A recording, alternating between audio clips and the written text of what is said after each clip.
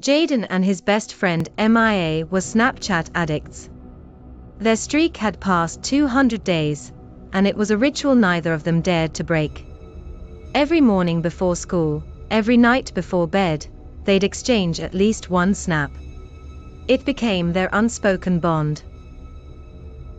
One evening, Jayden sent MIA a picture of his dinner with the caption, "You'd love this." He expected a reply within minutes. But the hours passed, and she didn't respond. At midnight, their streak vanished.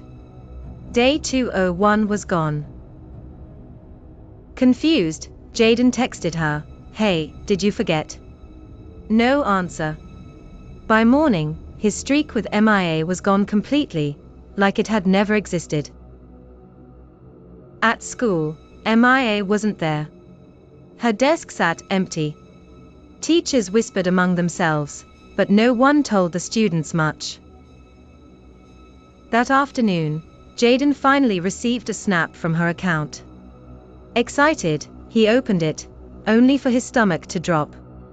It was a dark, shaky video of Mia's face. Her skin was pale, lips dry, and her eyes looked sunken as though she hadn't slept in days.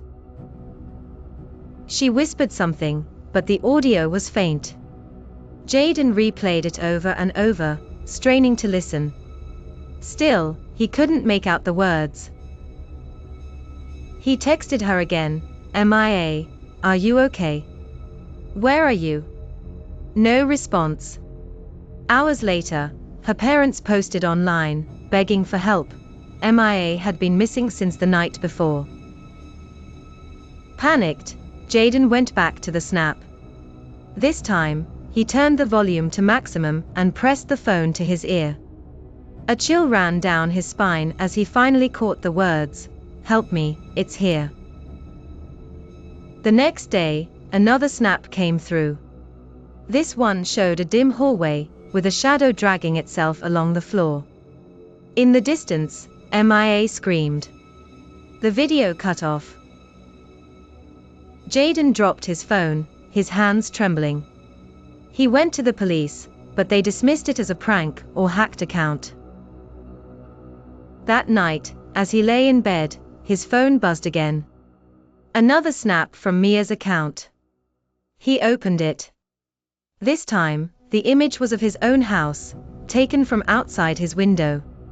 His blood ran cold. Jayden stared at the screen until the streak icon popped up again. Only this time, instead of numbers, it glowed red-hot and spelled a single word, "forever." Every day since, Jayden received snaps from Mia's account. Each one shows her being dragged further into darkness. Her face grows thinner, her eyes emptier, her voice weaker. Yet somehow, the streak continues, unbroken. And Jayden knows deep down, when his turn comes to vanish, someone else will inherit the streak. Lena loved using the Snap map. It gave her comfort to see where her friends were, at the mall, at a cafe, sometimes just at home. She scrolled through it absent-mindedly one night, zooming around the city, when she spotted something strange. Right on top of her own house was a Bitmoji she didn't recognize. At first, she laughed it off as a glitch. But when she zoomed in closer, the Bitmoji waved. Lena froze.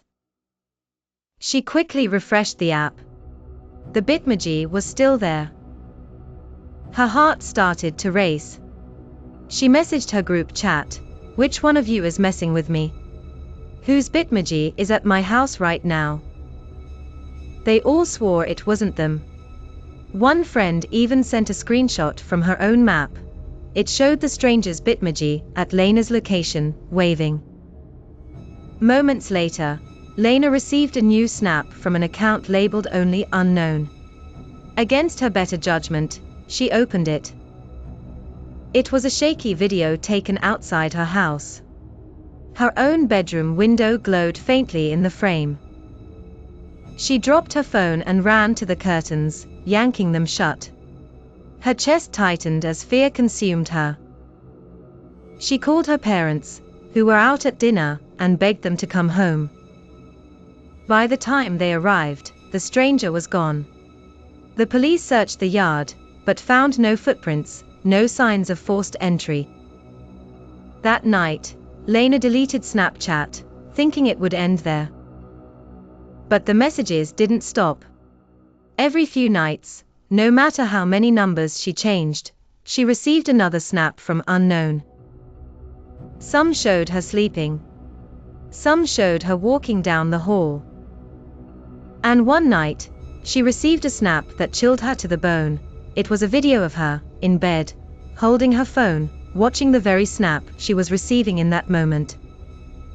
Somewhere inside her house, the stranger wasn't just watching her. They were living with her. Emma had always been a night owl, the type who scrolled endlessly through her phone when the world outside had gone quiet. On one particularly uneventful Friday, she sat in bed with her lights off, swiping through Snapchat filters. She had tried them all before: dog ears, fairy wings, silly face distortions, but boredom made her cycle through them again anyway. That's when she noticed a filter she had never seen before.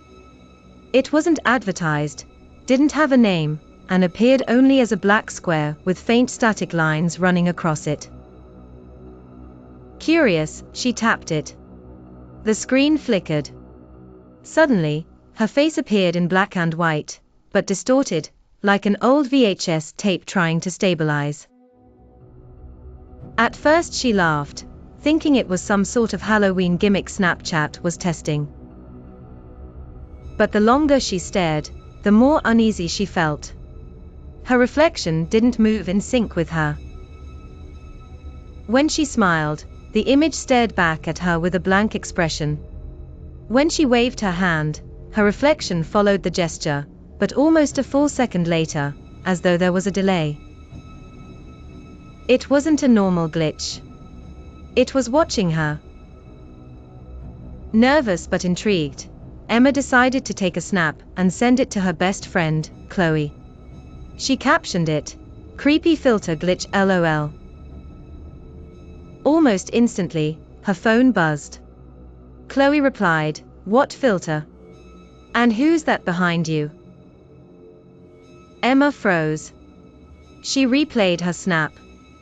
At first, nothing seemed out of the ordinary, until she noticed it. Behind her, in the dark corner of her bedroom, was a faint figure. A woman with long hair draped over her shoulders, pale skin that almost glowed, and hollow, shadowed eyes staring directly into the camera. Emma's throat went dry. She ripped her blanket off, turned on her lamp, and whipped around to check. The corner was empty. Her heart pounded as she quickly deleted the filter and closed the app. But when she opened Snapchat again, the black square reappeared on top of the filter list. Against her will, her thumb hovered and tapped it. The app flickered. This time, her reflection stared back at her, but it wasn't delayed. Instead, it leaned closer to the camera, even though Emma herself hadn't moved. She screamed and dropped the phone onto the floor. The screen stayed lit.